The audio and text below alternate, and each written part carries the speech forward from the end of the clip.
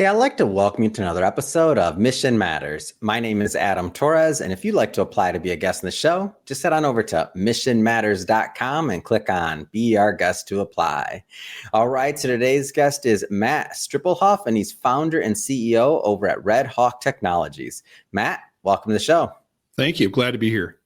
All right, Matt. So we got a lot to talk about today. So I want to talk about, of course, Red Hawk Technologies and specifically how you're working on and aiming and how you're accomplishing this disruption of the software development and the services industry and really your model and what makes it unique in the marketplace. So we're going to get into that and a whole bunch more. But to get this going, we'll start this episode the way that we like to start them with our Mission Matters Minute. So Matt, at Mission Matters, our aim and our goal is to amplify stories for entrepreneurs, executives, and experts to tell stories that we feel need to be heard. That's our mission. Matt, what mission matters to you? Our mission is to provide solutions in a way for customers to buy software development services in the mid-market so they can afford to invest in game-changing technology, compete with the big boys. It's not really been truly possible without a great deal of financial and technical risk. I think we've solved for that now. It's just improving that model and expanding. It's awesome, Matt. Well, great to have you on. And I guess just to dive right in here, software development, like where'd you start in that industry? Like where'd that all begin for you?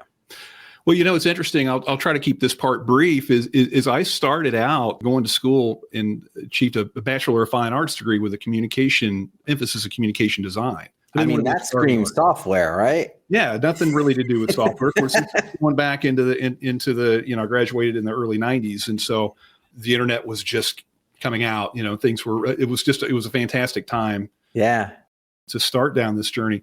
But fast forward, communication design is about graphics and content and making things easy to understand. You can go down a lot of different fields and specialize, wayfinding, for example. Yeah. For me, it just sort of evolved from doing traditional advertising and graphic design services to producing websites and defining how to sort of wayfinding through websites. And so I was doing user interface design, user experience design before. It wasn't called that before back then. It was not called that. It was just design, like front end design and development. So I found myself early in my career, late 90s, working for a software development company in greater Cincinnati and solve for a lot of challenges. How do we take this big idea that this entrepreneur or an innovative business thinker has and turn it into functional software on the web first? What age were you about that time? Like roughly, not roughly mid-20s. Wow. That's amazing just to think about that. Like I want to stay at those younger days just a little bit longer just to see what it was like, because I feel like for some of the people that watch this, they can't even imagine. And that's not that long ago, by the way. I'm not saying age or anything like that. I mean, this is not that long ago, but to think about like the beginning days of design, like, and especially being in your early 20s or mid 20s, whatever, to see that, like, what was that like being in that environment? Because it was the Wild West. It was absolutely the Wild West, and it was actually a lot of fun. I produced my first website for a small advertising agency in Cincinnati using Netscape Navigator, which is a browser that doesn't exist anymore, because it had developer tools in it, and I could do things that at the time seemed like magic. And we're talking about just having graphics change based on where the mouse was on the screen. That was magic. Like, that was magic back then. It's like, wow, okay, how do you do that? So yeah, it was a lot of fun. Yeah. And so now fast forwarding a bit, and I also like setting the stage with that because you've seen the evolution of this thing, that whether we call it digital, online, software, just that whole ecosystem, you've seen the evolution, right? Absolutely. Yeah, in the early years, you really needed to have sophisticated developers with some great chops just to do simple websites, e-commerce sites, things that we take for granted today as engineers and designers. There are so many tools out there that let you produce things very quickly. We see advertisements online all the time for Squarespace and Wix. And there was no drag and drop. No drag and drop. And now you've got AI tools that promise to develop a website in a matter of minutes. Yeah. So it's changed dramatically. Yeah. So fast forwarding a bit through your career. So now, of course, that was the early days. Then you move into like, when does the software part become a big piece of your career? Like, when does that happen? It was in 1999 when I started working for a small boutique software development consultancy in Cincinnati and really enjoyed that. the business model at that company was to provide software engineering services for web-based applications to the startup community. And there's a fair amount of funding available. Now that's, around the 2000, 2001 timeframe, you had the dot bomb is what we affectionately called it, where the economy kind of took a major dip. The and tech a lot of wreck 2002, man. 2002 was not fun for me. Yeah. So all the funding kind of dried up. And so that business started to struggle at that point, and then migrated kind of back to this realm where I had a foot in the technology space and one foot in the traditional advertising and marketing space. And so I worked at that convergence between marketing and technology for a number of years, but never quite let go of driving custom software engineering projects. Yeah. At the time, there weren't a lot of companies, vendors available that the mid-market clientele might turn to. They oftentimes turn to their advertising agency, asking them, can you develop a customer portal? Can you develop the sophisticated e-commerce solution? We need something that's not quite ERP, but close to it. And so I don't think the agencies were the companies to do the work, but they said they could. And that makes sense, though, because that would have been the established relationship. That would have been who's closest. So if you were a client or you had a business, then that's who you're going to ask, because you don't know and you're not big enough to go out there, and you don't want to start knocking on doors to the big boys because you're like, we don't have budget for that. We already know. So that would be obvious, right? Or am I off on that? I'm just trying to paint the picture. I think you're right on. That's exactly what was happening. And depending on the agency you talk to, they may or may not overpromise. They might be able to deliver. But a typical agency model at the time was to lean on vendors for different types of things like media buying and placement. They might source some work to illustrators. They would source work out to recording studios for audio tracks and commercials, videographers. And they would always mark that up. So the way they approached it at the time is, well, let's just find some talented developers, guys like me. I actually created a lot of business with agencies as a vendor, and would take on the responsibility of developing that solution. I would have my own team of engineers to help out with that. I want to take just kind of a slight sidestep here. We'll go further and I will get into, of course, the meat of this, which is going to be talking about your current model. But I'm just curious, does that design and that advertising side of things and that experience, because I feel like that's slightly unique to many that are in the software space. Do you think that drives and or helps fuel what you do today? From a consulting standpoint, it certainly helps me quite a bit. I understand the need to really drill into the why. Yeah. When you're thinking about advertising, to get that message right, to understand what the key differentiators are, you have to have those types of conversations and really drill in with that customer. That is a different conversation. That's a great point. It really is, as opposed to, and I think I see this a lot with some of our competitors, they're not always asking why. They're more interested in, what do you want to produce? Yeah. Let's get as much detail around that as we can so we can provide a reasonable proposal, and we start. So like the kind of more like the what and the how. The what and the how. Yeah. I will tell you that without a doubt, we've probably. The why almost seems counterintuitive unless you're in that advertising and or space, because it's like, well, I don't want to put up a roadblock. The last thing I want to do is ask why, and then have them think, well, why am I doing it? That's the falseness of it. That's like the myth, if you will, to asking the why. But for the advertising side, you can't have anything without the why, because then you don't know what the story is going to be. That's an excellent point. Absolutely. And for us, we've probably talked more people out of bad ideas than delivered good ones. And I say that in a way, I'm proud of that. Primarily for us, it's if the customer can't articulate what the anticipated return on investment is, and we continue down that path of that conversation, it doesn't matter what the price is. All they're going to see is pure cost. Yeah.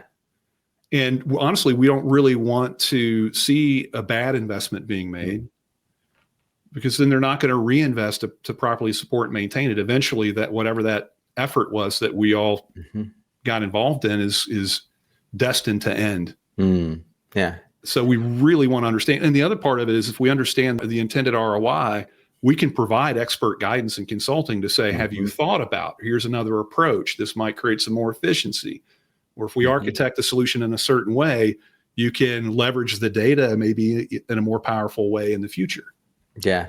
And I think that nuance that you mentioned about support, maintain, I think that's a great transition here, because most companies in that are just into the software development side of it aren't necessarily as concerned with that. So I think it's a great transition. Let's get into Red Hawk Technologies and kind of start peeling that back and what makes it what differentiates it in the market. So what makes it different? What makes it different is that we are the only software consultancy in the United States and abroad, as far as I can tell at this point. This is a unique business model we developed back in 2019. We've been in business since 2008, by the way, so it's been a journey. But this inflection point came in 2019, and we tested the market. It's gone extremely well. Basically, what we figured out in hindsight, which is 2020, as they say, is that it's particularly true for the mid-market.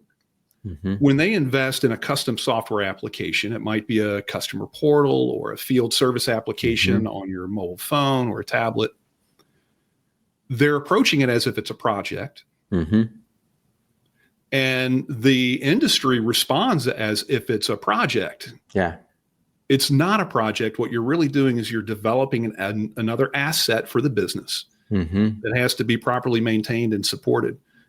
And for whatever reason, if we think about it and we talk about it, everybody kind of has this aha moment. Nothing ages faster than software. The ecosystem that surrounds the software, we're talking about the operating system on the desktop computers, the operating system on our mobile phones, the rules of the people who own the marketplace, like Apple and Google. If you're not proactively supporting and maintaining that code base, it's going to turn into a liability overnight.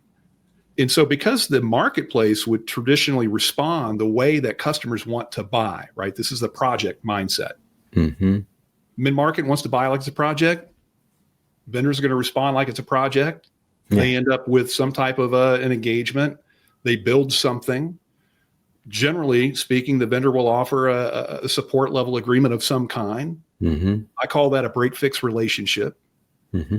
Reason being is that the mid-market customer does not have the resources or operating routines, standard operating procedures in-house to maintain that code base. And so they're only waiting for one of three events to occur before they choose to reinvest. Two are bad. It breaks. There was a security breach that was connected to the source code. All bad. All bad. The only good one is if they're seeing a really good return on their investment and now they have some new ideas, they want to add some features. So even if the vendor is and what did you call that? A break-fix relationship? I call it a break-fix relationship because is that a standard software? Or is that all you? Because I'm going to use it and I just need to know if I need to give you the credit on that one. Give me the credit. Give me the credit on it. I'm in. I'm going to be saying it like it's so like I'm like, oh, that's a break-fix relationship. Like that's of course. Yeah, it absolutely is, because the customer at that point makes total sense. By the way, I love it.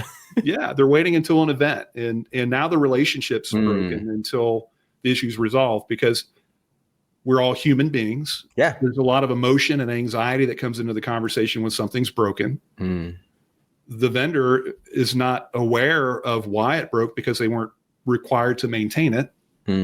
And so there's this mystery around this problem. And as long as there's all this anxiety and the problem persists, now there's anxiety and that relationship breaks. I got the conceptual level of this, but what is this bundling of development and the tech support and the back end and the ongoing, like, what does that look like? Like, what does that type of relationship look like? Because traditionally, let's say that's different types of contracts, and we don't have to go into the legalese side of it, but just high level, like, what does that look like? Yeah. So it looks like a managed service contract with MSP. So anybody on the call that is working with a third party to provide end user desktop support, cybersecurity services, they can replace equipment, hardware. They're paying for that on a monthly fee schedule. For sure. And that's so what we've done is we'll bundle the development of that custom business application with those proactive services. And we provide service through a fractional team of experts, which is another beautiful part of how this works. We'll have someone with 25 years of experience involved in the build for, let's call it, a data warehouse and a Power BI project, for example. Yeah. But once that has been delivered, then we have other levels of developers and resources available to provide other services to properly support and maintain that. Yeah, because not everything needs a 25-year like experience. Like some of it's going to be just like you mentioned, like it's going to be the back end of maintaining or something else. So it's like, I'm a big fan of the fractional model. I'm not exactly familiar with it for software in this case, but I've seen it for like fractional CFOs or like other executive positions. So it seems to me like it works very similarly. Am I off on that or? No, it does. It works very similar to that. The other additional pieces that come into play for us, because this has been our focus now for quite some time, is that we introduce additional routines and services to support that code base that the client's not doing on their own. Yeah. That the vendor who has that break fix contract with is not doing either, because they've delivered the source code. It's now in the client's ecosystem. We're doing things like generating a software bill of materials. We're scanning it for common vulnerabilities and exposures proactively. The results of that scan automatically populate a backlog of work.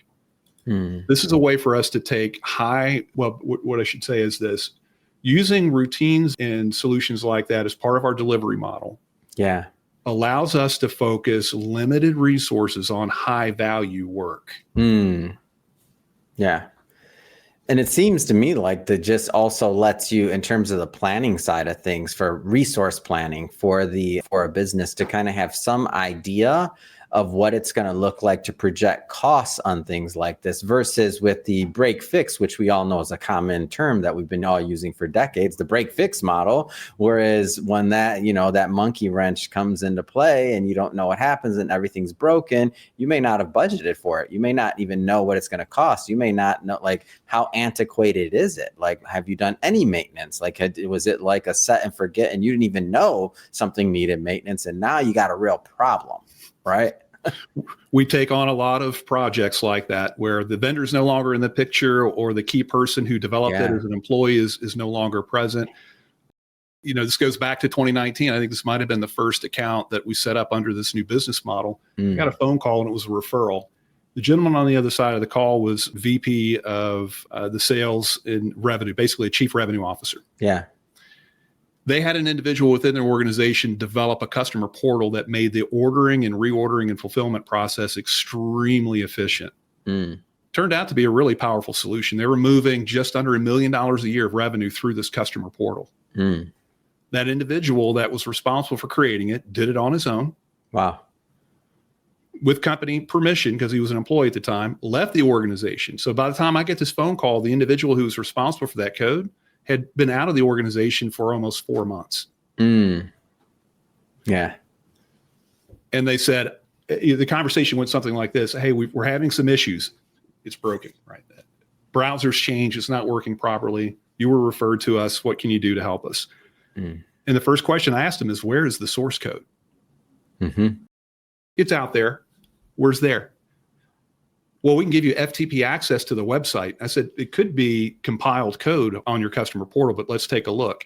But before I hang up the phone, what is your process for decommissioning hardware when somebody leaves your organization?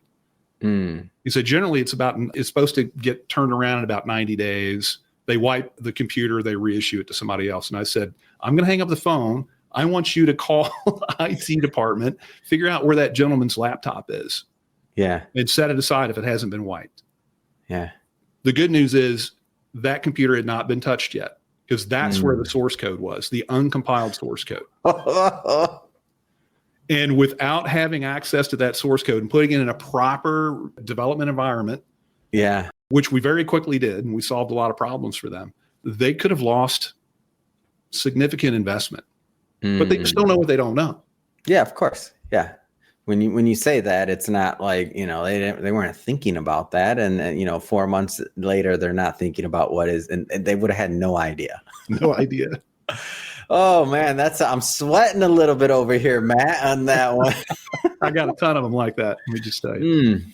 So I think this is a great, speaking of mistakes. So that's a mistake. Like, what are some, that's a very isolated incident. What are some other mistakes you see that maybe non-technical founders are making when it comes to building softwares? But that's a good one. But is there other ones that just come up time and time again?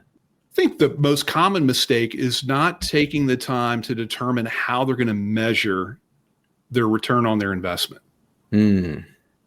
and then defining what those routines are going to look like. Yeah. That is very, very common. They have a general idea of what the expected outcome is, but they may have not taken the time to measure what the cost is. For example, I think this is pretty common. A lot of the custom software solutions that we're asked to produce are designed to streamline or automate workflows. So you take routine activity away from the knowledge workers, so they're just not typing in, filling out spreadsheets constantly. This is a fairly common type of an initiative. If you don't take the time to understand what the cost of that manual activity is, and then have some way to measure the benefit automating that routine, you might not have the business case to get additional funding from stakeholders. So oftentimes in that scenario, I guess I would describe it as you have a champion who wants to automate something. They're given permission to go shop. That's usually how it works. Well, go find out what that'll cost. Yeah. Okay. Well, if it's just cost, then you're not thinking about what the benefit is to the business. We need to help you make a business case for it.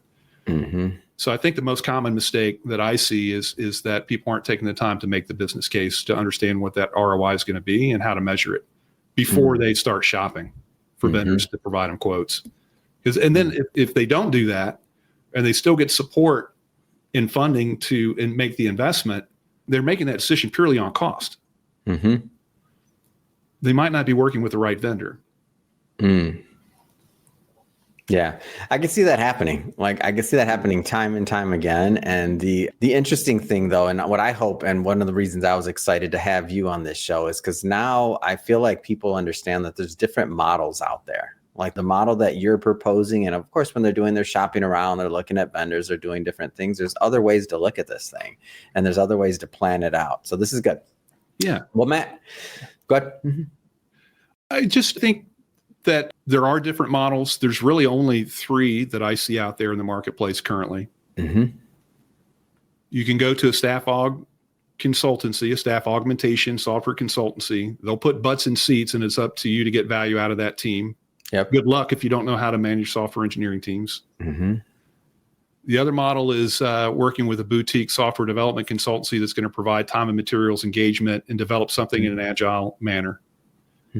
But then you generally end up with that break-fix relationship at the other end of that. And then our model, which is the third one that I think is, selfishly, I think it's the best one. It's what's led to 147% growth, by the way, in the last 3 years. Man, congrats. 5,000. Yeah, we'll double again in size next year, just based on what's in the pipeline. So we're on our way to being a $20 million a year top line revenue company in the next 3 years. Just because this model is so unique.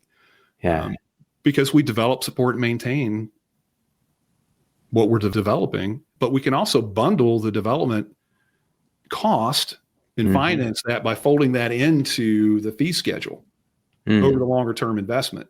So ultimately, really what we're delivering is financial and operational stability to the mid-market clients we serve so they can compete with the big boys. They can make those high-risk investments in innovative technologies because the predictable from a financial standpoint provides financial stability. The fact that we're providing DevOps to properly support and maintain what's delivered on through a fractional team of experts and doing all of this for a fixed monthly fee, that's where they're getting their operational stability. You can't go anywhere else and get financial and operational stability from a software engineering firm. I don't believe. Yeah.